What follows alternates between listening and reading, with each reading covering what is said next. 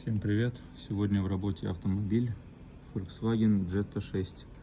Сделали контурную подсветку салона. Отдельно можно разблокировать. Отдельно можно настроить контур дверей, контур торпеда по цвету и по яркости. По всей цветовой палитре. Отдельно можно настроить также подсветку карманов дверей.